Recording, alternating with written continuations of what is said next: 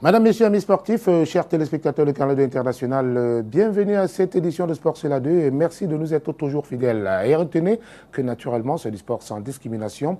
Tout pour le sport, sport pour tous, pas de sport majeur, de sport mineur, encore moins de sport réservé. C'est du sport équilibré. Ici, tous les sports sont rois. Aujourd'hui, nous allons vous parler de cyclisme, pourquoi pas. Cyclisme avec la Tropicale Amissa Bongo qui a cassé sa pédale en fin de semaine dernière avec à la clé un Africain qui gagne pour la première fois, n'est-ce pas, cette compétition. Il faut retenir qu'on a pu noter la présence du président de la République gabonaise qui a lui-même remis le trophée, le maillot jaune, à ce jeune Érythréen qui a gagné cette 9e édition. Et puis, on parlera également de la Coupe d'Afrique des Nations pour simplement rappeler que les deux équipes nationales camerounaises sont hors jeu, out de la compétition. Mais la compétition, quant à elle, continue du côté d'Alger, c'est en Algérie. On parlera de Nanbudo pour annoncer l'ouverture de la saison sportive à la Fédération camerounaise de Nanbudo. Ça ne sera pas tout, s'agissant de cette discipline si chère au Doshu, Yoshinao Nanbusoke. On parlera également du conseil d'administration de la Ligue interrégionale Centre-Sud qui s'est tenu la semaine dernière du côté de la capitale politique camerounaise. On y reviendra, pourquoi pas. Et puis, naturellement, un mot de rugby pour parler de ce rugby à 7 qui commence à avoir pignon sur rue au berceau de nos ancêtres. Un entraîneur ou alors un expert international de l'IAB est au Cameroun pour la formation des jeunes Camerounais et même la naissance d'une équipe nationale de rugby à 7. Nous aurons les interventions du premier vice-président et même de cet expert qui nous donneront la teneur de cette formation. Et puis, on parlera un tout petit peu des patins à roulettes, véritablement disparus. Mais aujourd'hui, les patins à roulettes qui vont renaître, une intervention du président de la fédération et de l'entraîneur national également ne seront pas superflus dans le cadre de cette édition de Sport sur la 2. Question de vous édifier davantage. Et puis, un mot de football pour aller à la découverte d'un jeune Camerounais qui a longtemps évolué du côté de l'Italie, à Roumanie, qui va se faire connaître, pourquoi pas. Lui, c'est le jeune Patrick, on l'appelle Pat Fosso, qui va vous dire ce de quoi il est capable dans le cadre de cette émission de Sport sur la 2. Vous avez bien compris que c'est du sport sans discrimination. Alors, installez-vous confortablement, ça sera parti pour 26 minutes d'émotion sportive, 26 minutes d'émotion forte. À tout de suite. Une fois encore, bon après-midi, madame, bon après-midi, monsieur. Bienvenue à cette édition de Sport sur la 2. On va commencer avec le handball et la Coupe d'Afrique des Nations qui se déroule en ce moment même du côté de l'Algérie, précisément à Alger, la capitale algérienne. Mais on va simplement dire que la compétition continue à se dérouler sans les deux équipes camerounaises, masculines et féminines, les Lions indomptables, bien entendu, qui ont été sifflées hors jeu. Ces deux équipes, malheureusement, ne joueront pas les quarts de finale de cette autre édition de la Coupe d'Afrique et des Nations s'agissant du handball. David Sanjo revient sur cet événement. Le séjour des Lions du handball au championnat d'Afrique n'a duré que le temps de 3 rencontres. Le Sénégal, vainqueur des Camerounaises 24-21, n'est que venu assommer et mettre hors course une équipe qui a perdu toutes ses rencontres. Défaite à l'entame de la compétition face à la République démocratique du Congo, suivie d'une autre défaite face à l'Algérie, avant l'élimination au bout de 3 matchs. Même le renfort de quelques joueuses restées au pays en début de compétition n'a rien changé. Les messieurs doivent à tout prix remporter la dernière rencontre face au pharaon égyptien et espérer une défaite des poursuivants pour arracher in extremis la qualification. La défaite 20-34 face à la Tunisie est venue assombrir le beau tableau constitué d'un match nul avec la Libye et la double victoire face au Gabon et au Sénégal. Toujours dans l'échiquier international ou continental, si vous le voulez bien, on va enfourcher nos vélos pour parler de la petite reine et cette 9e édition de la Tropicale Amissa Bongo. Une Tropicale Amissa Bongo à 9 éditions qui a vu pour la première fois un Africain gagner, n'est-ce pas, cette compétition. Ou alors un Africain qui s'est adjugé le fameux maillot jaune. C'est un jeune Érythréen que vous allez découvrir dans le cadre de ce reportage. Rappelons simplement qu'à l'arrivée, le président de la République gabonaise était bel et bien présent. Il a tenu à remercier ce jeune Africain et ce jeune Érythréen également lui faire porter son maillot jaune. Suivons plutôt ce reportage. La 9e édition de la Tropicale Amissa Bongo a son champion. Pour la première fois, c'est un Africain, un jeune Érythréen de 23 ans, Nathnaël Beran, qui a eu bien du mal à réaliser son exploit. Quand j'ai commencé à m'entraîner, mon premier objectif c'était d'avoir le maillot jaune ou de terminer dans les 3 premiers. Je suis tellement content d'avoir ce résultat. C'est incroyable pour moi. La dernière étape a été déterminante, 124 km entre Owendo et la capitale gabonaise Libreville. Nathanael Berhane a profité de sa pointe de vitesse pour remporter les bonifications. À une seconde près, il détrône l'Espagnol Sanchez, favori de la course. Nathanael s'était fait connaître au Gabon dans cette même course en 2011. C'est ici qu'il a été repéré pour rejoindre une écurie française. Sa performance fait la fierté de son manager. Merci au Gabon parce que sans la tropicale, j'aurais jamais connu Nathanael. Et puis on va amener un Africain de l'Afrique au Tour de France bientôt. Donc la tropicale remplit totalement son rôle, encore plus aujourd'hui qu'hier. Le maillot jaune de l'étape a été remporté par le Belge Frédéric Robert. Sur la plus haute marche du podium, Nathanael, maillot jaune du Tour, qui reçoit son prix des mains du président gabonais, fier de voir sa course couronner le premier champion africain. Même pas 10 ans après le début de cette grande épreuve, nous avons un Africain sur la plus haute marche du podium. Je crois que c'est très encourageant pour tous. Cette victoire, Nathanael l'a partagée avec ses collègues de l'équipe d'Érythrée qui participaient aussi à la course. Un succès encourageant pour tous les professionnels africains du cyclisme qui ont souvent bien des difficultés à exercer cette passion. Ah ben, ça fait du bien. Bon, maintenant, nous allons parler, pourquoi pas, de Nanbudo, cette discipline si chère. Odo Shusoke Yoshina Nambu. C'est le créateur ou alors le fondateur, le dépositaire de cette discipline martiale, cette discipline qui a fait son bonhomme du chemin au berceau de nos ancêtres. Alors, on va annoncer tout d'abord la saison sportive, l'ouverture de la saison sportive dans les tout prochains jours ici au Cameroun, et une ouverture qui sera présidée par le président de la Fédération camerounaise de Nanbudo lui-même, Maître Mbassi, et au préalable, on devra assister naturellement au conseil d'administration de cette fédération. Suivons plutôt ce qui va en découler. On prépare l'ouverture de la saison sportive 2014 à la Fédération camerounaise de Nanbudo. Mais avant celle-ci, les membres du conseil d'administration de la dite fédération, cher Odo Shusoke Yoshinao Nanbu, se retrouveront le samedi prochain, 24 janvier, au siège de cette fédération au quartier Sos, lieu-dit Titi Garage de Yaoundé, pour une session ordinaire.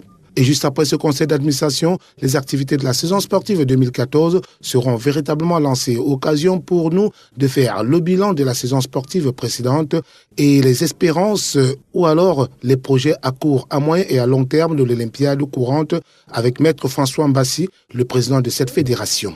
Le conseil d'administration qui va se tenir le 25 janvier 2014 sera l'occasion de revisiter la trajectoire parcourue au cours de l'année 2013 et de nous projeter dans l'année 2014 à travers le plan d'action qui sera validé, le budget qui sera voté et le calendrier des activités qui sera fixé. L'année 2013 a été une année riche au niveau de la Fédération camerounaise de Nanbudo, sur le plan national et sur le plan international.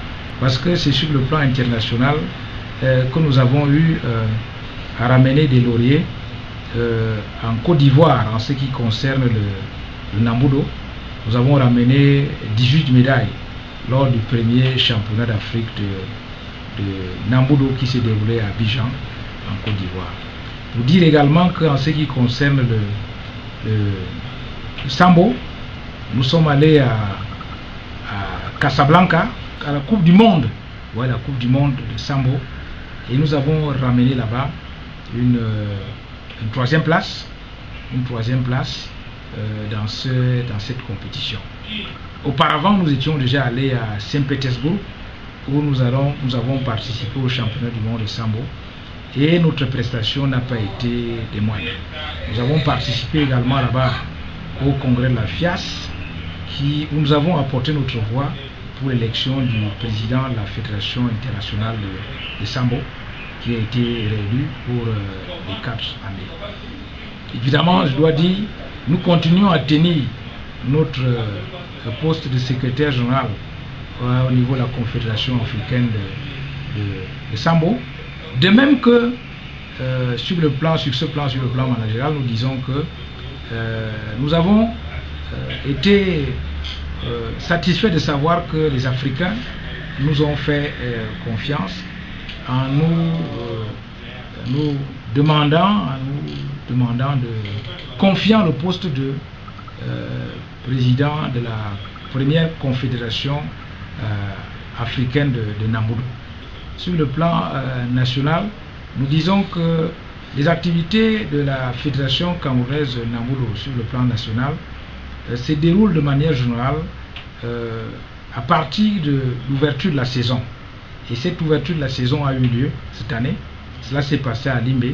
Nous avons implanté le Namboudou à travers la première ligue la première ligue régionale de Namboudou du Sud-Ouest et un club qui a été implanté dans une unité phare de nos forces armées, le BI.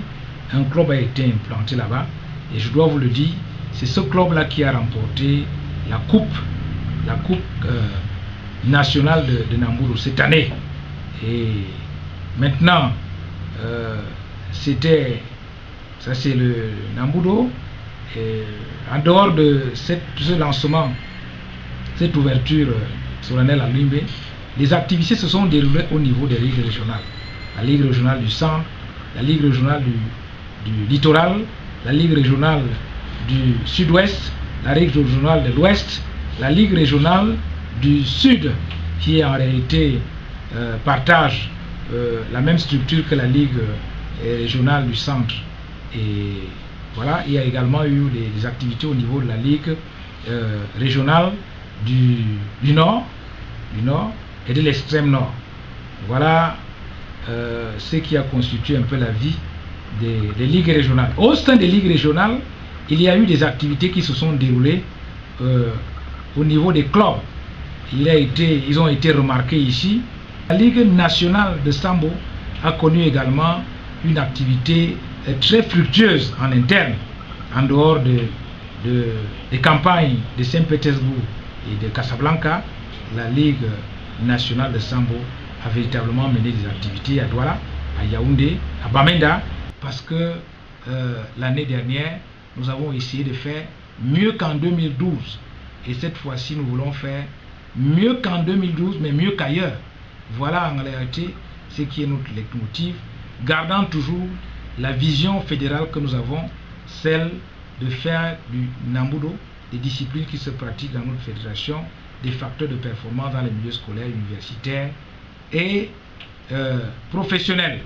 Surtout, nous voulons ajuster cette vision pour penser que faire du Namboudou et du Sambo des facteurs de performance dans les milieux scolaires et professionnels voudrait tout simplement dire vivre à temps réel avec le Namboudou et le Sambo dans tous les milieux qui constituent globalement la société camerounaise, pour que nous apportons notre contribution au développement de notre pays qui est engagé dans une vision nationale, celle que vous savez, un Cameroun émergent en l'an 2035. Okay. Toujours en Namboudou, mais cette fois-ci en plus bas, pour parler des ligues interrégionales du centre et du littoral qui sont dirigées par le président Konsakio. Cette ligue interrégionale qui a donc tenu son assemblée générale et son conseil d'administration il y a quelques jours de cela du côté de la capitale politique camerounaise. À travers ce reportage qui va suivre, vous allez en savoir davantage au sujet de ce qui s'est dit ou de ce qui s'est fait ce jour-là. Suivons plutôt.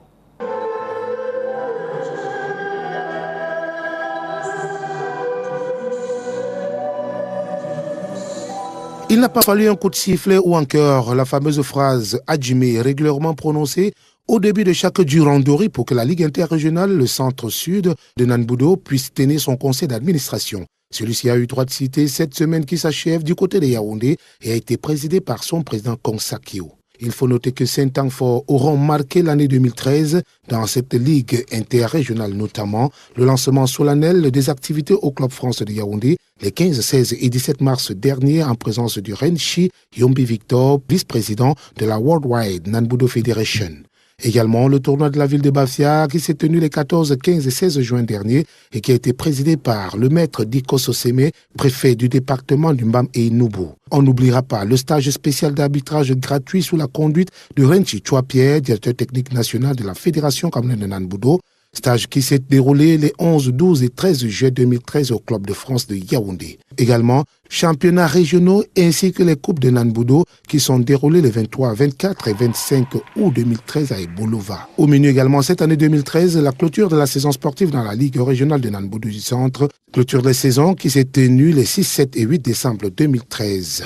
Pour terminer, une réunion technique extraordinaire regroupant tous les clubs de la région et élargie à tous les responsables du club présents à Kribi s'est tenue le samedi 7 décembre en vue de la désignation des meilleurs Namboudoka et du meilleur club de l'année 2013. Désormais, au Cameroun, on parlera du rugby à 7. Le rugby à 7, cela se joue également. Le rugby à 7, c'est cette discipline qui sera désormais olympique. Alors, cela se pratique déjà au Cameroun par des jeunes Camerounais et ils ont eu la chance d'avoir un entraîneur ou alors un expert IRB, entendez, de l'International Rugby Board. J'en viens, c'est l'instance officielle du rugby mondial qui est donc au Cameroun et qui a décidé, n'est-ce pas, d'enseigner ou d'inculquer quelques notions de rugby aux jeunes Camerounais. Reportage. Il n'a pas fallu trop de temps au nouveau bureau de la Fédération camerounaise de rugby pour saisir le taureau par les cornes. Nonobstant le manque de compétition, depuis plus de 2 ans, le bureau de la Fédération camerounaise de rugby a, sous le soutien de la Confédération africaine de rugby, tenu à recycler les joueurs et entraîneurs sur les nouvelles méthodes d'entraînement et systèmes de jeu. Raison pour laquelle Jean-Luc Trognaud, le formateur IRB, spécialiste du rugby à 7 en France et entraîneur du Sud-Ouest Ovalis Stevens, envoyé par la Confédération, a dirigé dimanche 19 janvier au stade de Bilongué le stage de remise à niveau relatif au rugby à 7. Un peu plus d'une trentaine de joueurs de 9 équipes et de 3 entraîneurs ont répondu présents et c'est dans une très bonne ambiance qu'ils ont suivi des séances de travail basées sur l'OROC, la défense, la libération et l'attaque. Au terme de cette séance, une autre a été programmée et qui devra se dérouler ce mercredi 22 janvier dès 16h au stade de Bilongué. Pour le nouveau bureau, avant toute reprise de championnat, sérieux pouvant susciter de l'attrait chez les partenaires, il est important de recycler les joueurs et entraîneurs, de restructurer les équipes à ce qu'elles deviennent autonomes et compétitives avec des foyers de réserve des jeunes joueurs et ensuite de trouver l'assureur adéquat pouvant couvrir à temps des dépenses effectuées par le corps médical. Après ce reportage, pourquoi on n'a pas écouté le premier vice-président de la Fédération camerounaise de rugby, Jacques Ngomsou également, Jean-Luc Trognaud, qui nous dit ce qu'il pense, n'est-ce pas, de ces jeunes Camerounais qu'il a entraînés ou qu'il entraîne depuis quelque temps seulement. Nous avons notamment eu la présence lors de la dernière élection pour le renouvellement des instances fêtières de notre fédération, la présence de la Confédération africaine de rugby, qui a notamment cautionné cette élection et qui l'a même validée pour les instances internationales. Donc il est question pour cette fédération internationale de continuer à nous soutenir parce qu'elle croit en nous, elle croit que nous pouvons relever ce rugby qui était mort hier et qui se relève peu à peu aujourd'hui à travers des personnalités qu'elle nous envoie comme Jean-Luc Trognaud, spécialiste du rugby à 7, qui donne ses compétences pour que nous puissions, au niveau de l'encadrement, commencer à remettre nos entraîneurs régionaux et nationaux à jour. La CAR, qui est la Confédération africaine de rugby, me suit un petit peu dans mes voyages et donc de partout où je passe, comme je suis un ancien joueur de première division et entraîneur depuis 16 ans de divers pays sélections, me demande de faire des interventions sur les pays où je me trouve. Et donc là, m'a mis en relation avec le vice-président, monsieur Jacques. Et donc j'ai été appelé à faire un entraînement ce matin, on va dire ce dimanche matin à 6h du matin au stade Bilongué avec presque une trentaine de joueurs. Des joueurs qui sont venus de plus ou moins 9 clubs de Douala. Il y avait 3 clubs de première division représentés, plus 6 clubs de seconde division représentés. Ça s'est très très bien passé. On recommence, on va dire, un entraînement mercredi après-midi à partir de 16h sur le même stade. Et donc on fera une situation de match. On va essayer de mettre en valeur un petit peu tous les points techniques qu'on a étudiés sur cette session d'entraînement. Et voilà, donc pourquoi ma présence au Cameroun. Pour travailler le rugby avec le nouveau bureau directeur de la nouvelle fédération du Cameroun. Et si on parlait un tout petit peu des patins à roulettes, ça fait très longtemps qu'on n'en a pas parlé, non seulement dans le cadre de cette émission de Sport c'est la 2, mais également Au Cameroun, et oui, les patins à roulettes vont se réveiller donc avec cette formation qui va se dérouler du 24 au 30 janvier prochain avec un expert de l'instance fêtière mondiale des patins à roulettes ou des rollers, comme cela s'appelle de l'autre côté, qui sera donc au Cameroun. Nous avons eu la chance d'avoir le président de la Fédération camerounaise de patins à roulettes qui n'était pas seul, qui naturellement était accompagné de son entraîneur national qui nous ont dit ce qu'il pensait non seulement de cette visite de l'expert des rollers au Cameroun, mais également des patins à roulettes s'agissant de la fédération elle-même. On les écoute. Ce stage, tous ceux qui pourront payer leur licence et leur droit de participation pourront participer à ce stage. Je dis aux patineurs de ne pas être découragés, de travailler. Le travail paye, rien que le travail. Les patineurs sont bien préparés, ils travaillent dans presque tout le territoire national et par rapport à l'arrivée du blanc, nous l'attendons vraiment et comme il est parti il y a de cela 3 ans et il a donné rendez-vous, il est en train de l'honorer et nous l'attendons vraiment. Le travail est bien suivi et nous allons vraiment répondre présent à ces stages dans de bonnes conditions. Alors qu'est-ce que vous dites, n'est-ce pas, aux patineurs qui vous écoutent en ce moment? Qu'est-ce que vous leur dites? Quel est le message? Ce que je transmets aux patineurs, c'est d'avoir espoir et d'être vraiment en règle avec tous les efforts que le président est en train de fournir en ce moment. Donc, qu'ils essayent de supporter et patienter vraiment. Nous sommes en train d'aller vraiment vers le bout et eux-mêmes, ils verront et ils constateront comme c'est en train de se dérouler déjà. Le champion du Cameroun a été célébré, son trophée a été honoré par le chef de l'État lui-même lors de la finale de la Coupe du Cameroun de football au stade. Donc ça, c'est déjà un pas d'avant et une réussite déjà pour le patinage au Cameroun. Si peut-être ça commence à aller au niveau de la Fédération camerounaise de patins à roulettes au kickboxing, est-ce que ça va? Ça, on ne le sait pas. En tout cas, on a posé la question à Maître Clément Kameni qui nous dit ce qu'il pense de la situation au niveau de la Fédération camerounaise de kickboxing. Tout en rappelant que dès la semaine prochaine, nous allons donner également la parole au président de la Fédération, Maître Sissima, qui nous dira ce qu'il pense de ce qui a été dit par Maître Clément Kameni. J'ai reçu, n'est-ce pas, la convocation du secrétaire général pour la réunion du 25 janvier. Et il sera question, bien entendu, de tout mettre en œuvre pour essayer de faire rétablir l'ordre dans notre fédération. Nous avons, n'est-ce pas, assez couvert les agissements de notre président lors des Olympiades passées. Alors il est temps maintenant qu'on essaie de tout recadrer et ne plus aller en rang dispersé. Parce que tel que le président se comporte, tout est parti, n'est-ce pas, pour que nous soyons divisés, qu'il y ait davantage, n'est-ce pas, de clivage, n'est-ce pas, au sein de notre fédération. Alors qu'est-ce que vous reprochez au président? Alors il n'a pas l'esprit de rassembleur et se permettre, lui, de juger le ministre, porter jugement sur l'endroit du ministre, et pourtant s'il faut qu'il fasse une introspection personnelle, il découvrira qu'il a plus à se reprocher que, n'est-ce pas, le ministre. Alors on peut d'abord se désolidariser parce que son comportement peut faire en sorte que nous soyons sanctionnés, et deuxièmement, voir dans quelle mesure, et moi je le souhaite vivement, on peut tout mettre en œuvre pour qu'il puisse, n'est-ce pas, prendre d'abord du recul pour un certain temps, voire même le pousser à la démission si c'est possible. Ah ben, comme on le disait il y a quelques instants, nous donnerons la parole au président de la Fédération camerounaise de kickboxing, Maître Emmanuel Sissima, qui nous dira ce qu'il pense de ces propos qu'il vient de suivre. Alors, on va parler de football comme c'est du sport sans discrimination, madame, monsieur, mais sportif. On va aller à la découverte d'un jeune Camerounais qui a longtemps évolué du côté de l'Italie, c'est vrai, en Ligue 2, mais il y est depuis pratiquement une dizaine d'années. Et puis, il a fait un petit tour du côté de la Suisse et également du côté de la Roumanie. En tout cas, je vous donne la possibilité de le découvrir. Footballeur du côté de l'Italie, un peu d'années, plus ou moins une dizaine. Je fais la formation au Genoa.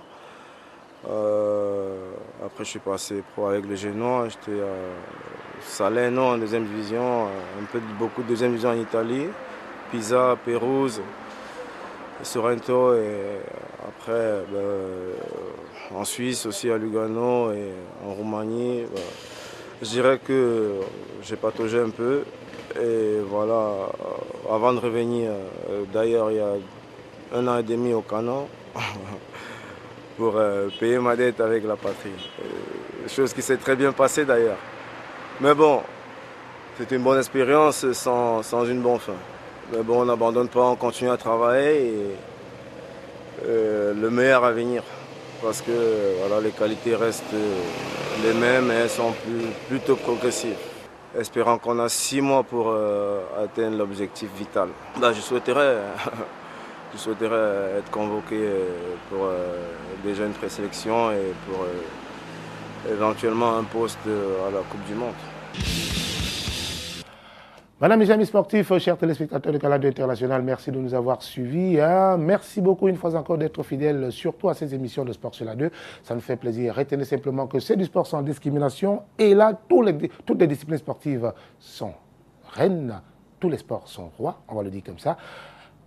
Prenons plutôt rendez-vous pour la semaine prochaine pour une autre édition. D'ici là, portez-vous bien, surtout bon après-midi.